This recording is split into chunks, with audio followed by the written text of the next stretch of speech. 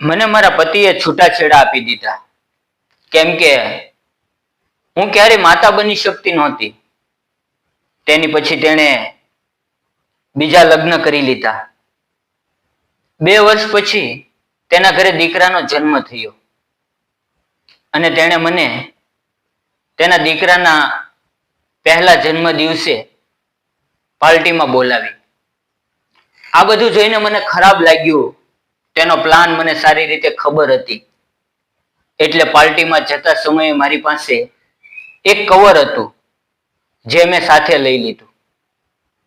જ્યારે હું પાર્ટીમાં પહોંચી તો તેણે મને જોઈ અને મારી પાસે આવીને કહેવા લાગ્યો કે જો તને છૂટાછેડા દેવાનો મારો નિર્ણય એકદમ સાચો હતો. આજે હું એક દીકરાનો પિતા બની ગયો. તેની વાત સાંભળીને મને હાસ્ય આવ્યું અને હું તેના હાથમાં કવર આપતા બોલી કે આને ધ્યાનથી વાંચજો. જ્યારે તેણે તે કવર ખોલીને જોયું તો જાણે તેના હોશ ઉડી ગયા. નમસ્કાર મિત્રો, મારું નામ નીમા છે. આજે મારી નણંદના દીકરાના જન્મદિવસ નિમિત્તે ઘરમાં પૂજા રાખવામાં આવી હતી. મેં પૂજા માટે લીધેલા સામાનને હાથ લગાડ્યો જ હતો અને મારા સાસુએ તે જોઈ લીધું. પછી તેઓ મને સમજાવવા લાગી કે પૂજાના સામાનને હંમેશા બહુ કાળજીથી હેન્ડલ કરવો જોઈએ.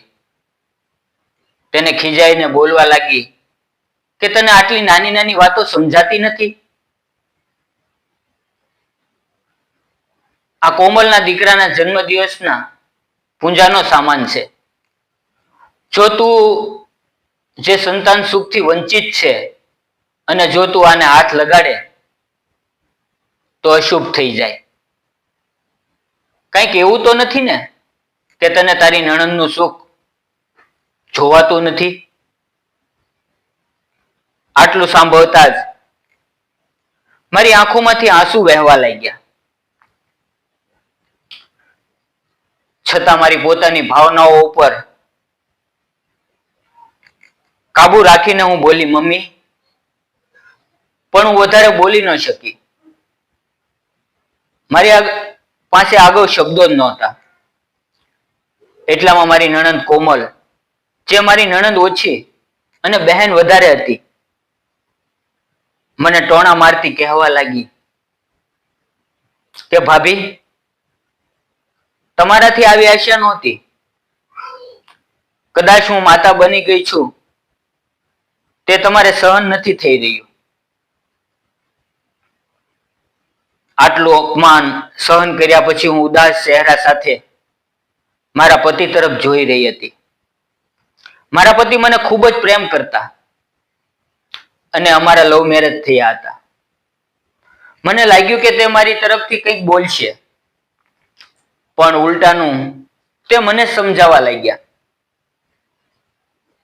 કે તું તો કોમલને પોતાની બહેન જેવી માના છો, તો પછી તું એની સાથે આવું કેમ કરી રહી છે? તેની આ વાત સાંભળીને હું અંદરથી ભાંગી પડી.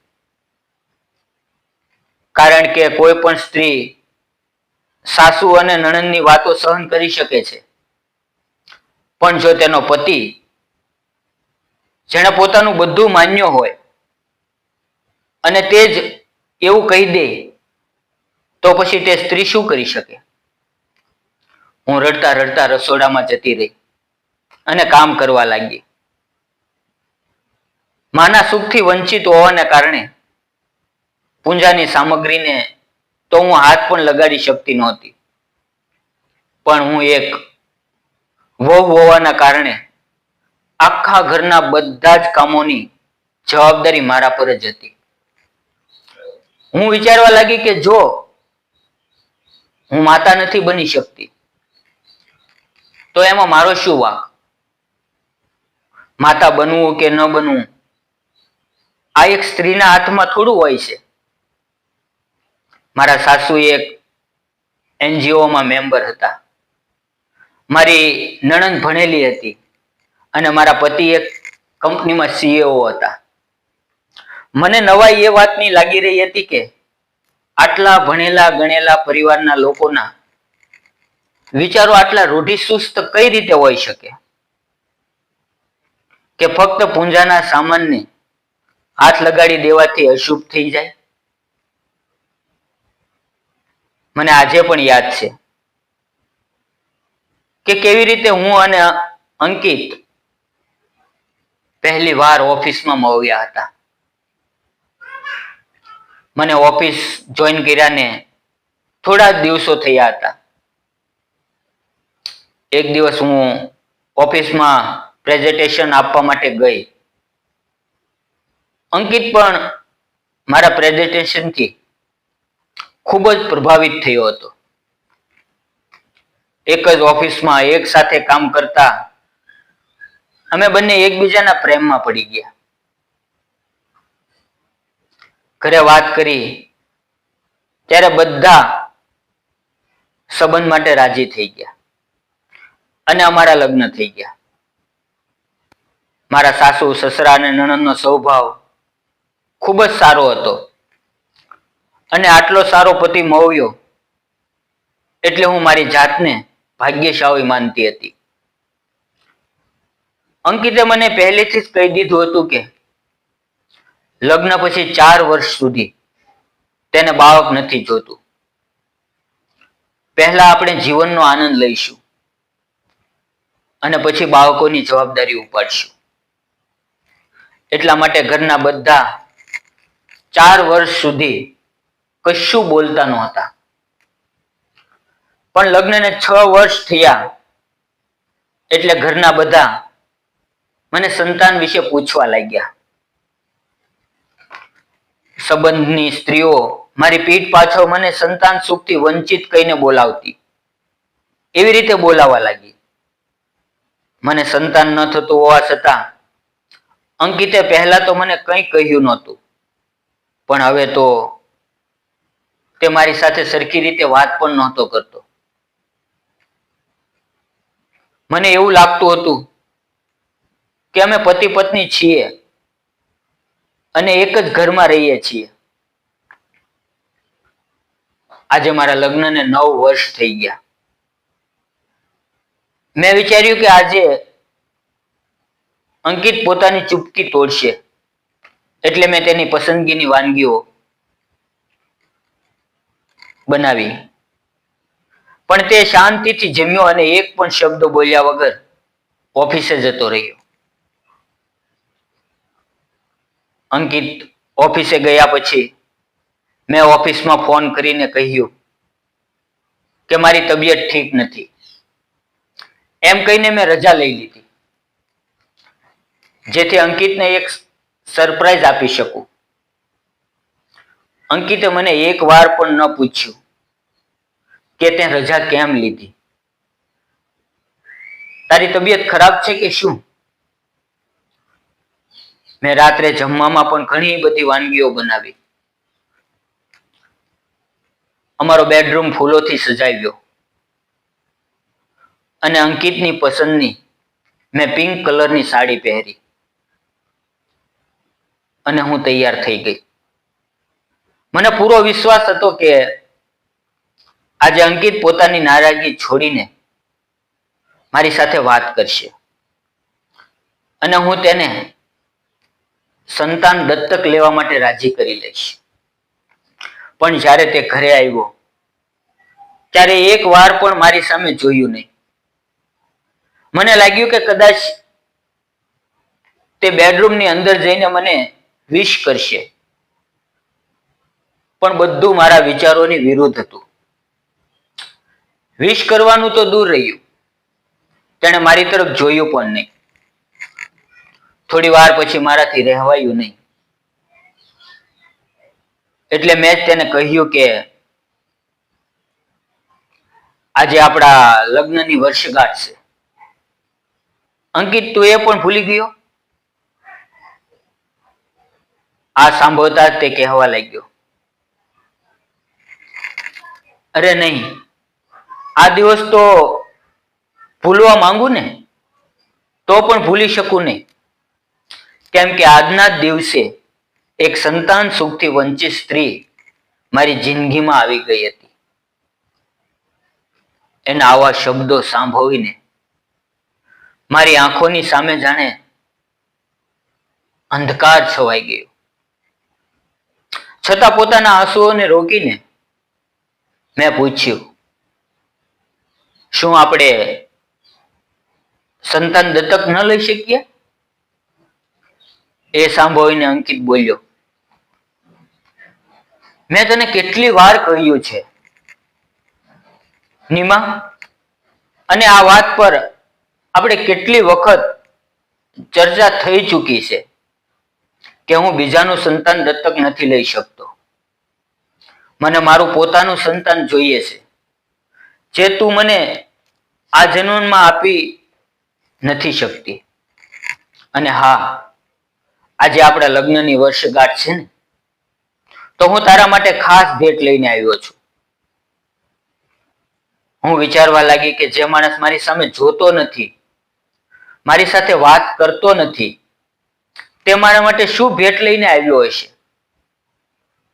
અંકિતે મને એક કવર આપ્યું. હું પણ ખૂબ ઉત્સાહથી તેને ખોલવા લાગી, પણ જ્યારે અંદર જોયું તો જાણે મારા માથે આકાશ તૂટી પડ્યું. અંદર છૂટાછેડાના કાગળો હતા.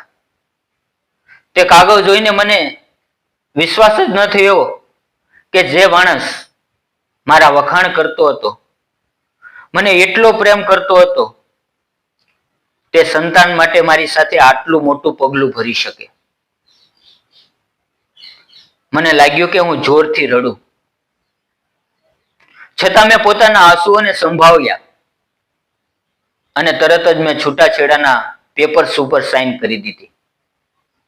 કેમ કે જ્યારે તેના મનમાં મારા માટે પ્રેમ જ નહોતો, તો એવા માણસ સાથે રહીને શું ફાયદો? બીજે જ દિવસે મેં તે ઘર છોડી દીધું અને અંકિતની પણ એ જ ઈચ્છા હતી. થોડા દિવસ પછી મેં ઘણી કોશિશ કરી કે મારું ટ્રાન્સફર ઓફિસની બીજી ડિપાર્ટમેન્ટમાં થઈ જાય, કેમ કે અંકિત સાથે કામ કરવું એટલે મને એવું લાગતું કે જૂની યાદોને ફરી તાજી કરવી. 2 મહિના પછી તેના બીજા લગ્ન થઈ ગયા અને 1 વર્ષ પછી ખબર પડી કે તેના ઘરે દીકરાનો જન્મ થયો છે. દીકરો થયો હોવાની ખુશીમાં અંકિતે એક મોટી પાર્ટી રાખી હતી અને તે પાર્ટીમાં મને પણ બોલાવી હતી, જેથી કદાચ તે મારું અપમાન કરી શકે. હું પણ તે પાર્ટીમાં ગઈ.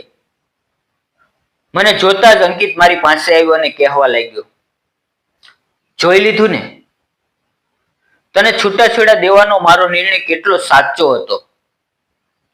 આજે હું પિતા બની ગયો છું. મેં પણ ખૂબ નમ્રતાથી તેને પિતા બનવાની શુભેચ્છાઓ આપી. પછી મેં એક કવર તેના હાથમાં આપ્યું અને કહ્યું, આ મારા તરફથી એક સરપ્રાઈઝ ગિફ્ટ છે.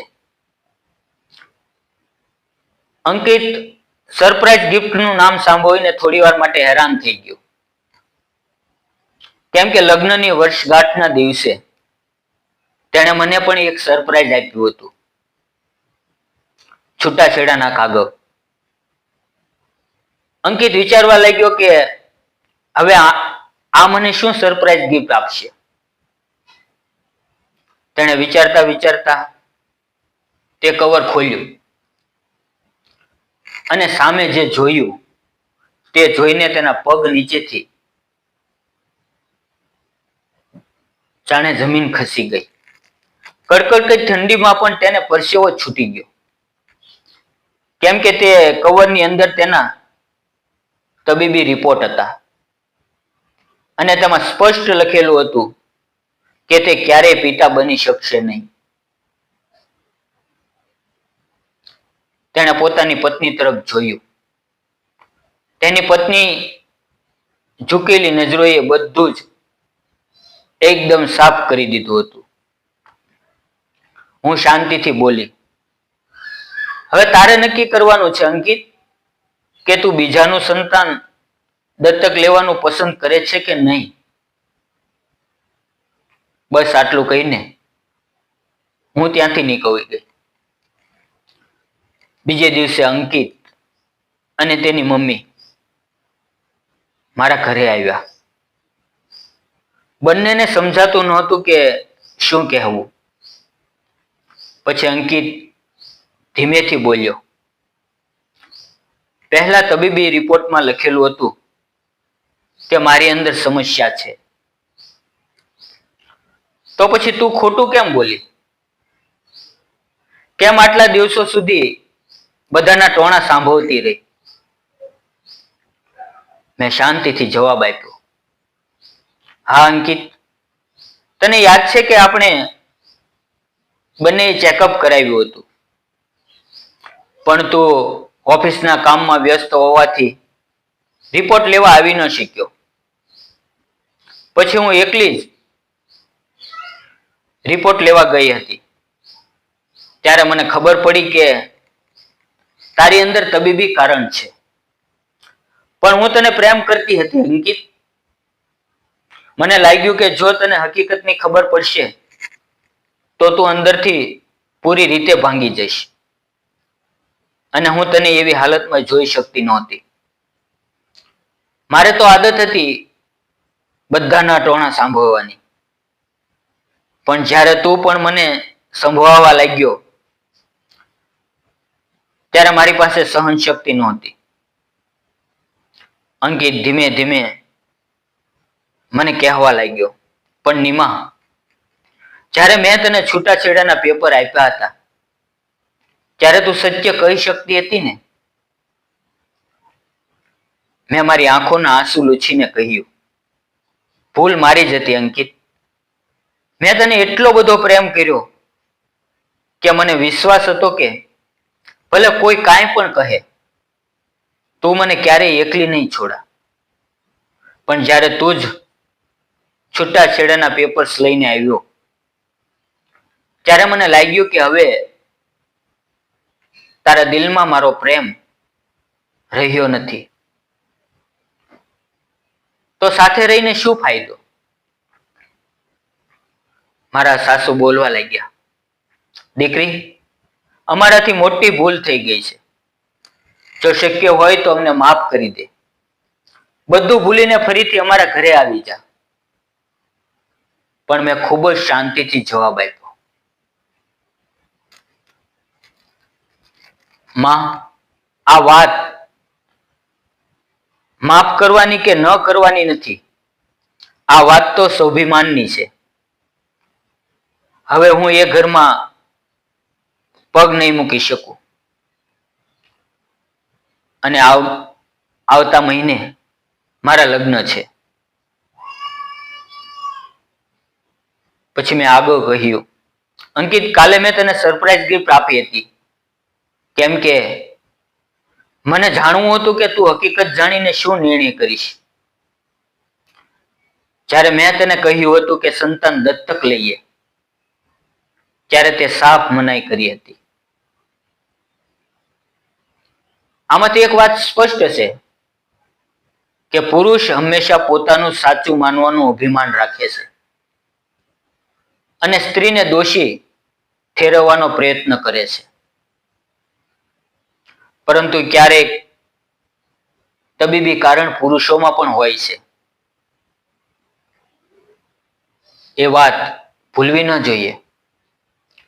અને જ્યારે હકીકત સામે આવે છે ત્યારે ખૂબ મોડું થઈ ચૂક્યું હોય છે. મિત્રો, જીવનમાં ક્યારેય કોઈ પર અન્યાય ન કરવો, અને જો તમારા પર અન્યાય થતો હોય તો તેને સહન પણ ન કરવો જોઈએ. જો તમને લાગે કે તમારી કદર નથી તો એ જગ્યા છોડવી વધુ સારું છે. કારણ કે બેદરકાર લોકો ની સાથે રહીને જીવન બગાડવા કરતા સારું છે કે તમે તમારા જીવનમાં આગળ વધો અને તેને સફળ બનાવો. આ વાર્તા આપણને એક મોટી શીખ આપે છે. જીવનમાં ક્યારેય અંધવિશ્વાસ કે શંકાને કારણે સંબોધોને ન તોડવા. સાચી વાત હંમેશા ખુલ્લા દિલથી પૂછવી અને સમજવી જોઈએ. દરેક સ્ત્રીને હક છે કે એને પ્રેમ, માન અને સન્માન મળે. મિત્રો, આ વાર્તા ફક્ત મનોરંજન માટે બનાવવામાં આવેલી છે. વાર્તાની અંદર આવેલા કોઈ પણ પાત્ર, ઘટના કે સ્થળનો કોઈ પણ જીવન કે મૃત વ્યક્તિની સાથે સંબંધ નથી. જો તમને આ વાર્તા ગમી હોય તો પ્લીઝ એક લાઈક, એક કોમેન્ટ જરૂર કરજો અને જતા પહેલા સબસ્ક્રાઇબ કરવાનું ભૂલશો નહીં. તમારા એક નાના સપોર્ટથી જ અમે નવી વાર્તાઓ બનાવવાની પ્રેરણા મળે છે. વિડીયો પૂરો જોવા બદલ આપ સૌનો ધન્યવાદ મિત્રો. ફરી મળશું આવતીકાલે. ત્યાં સુધી આવજો.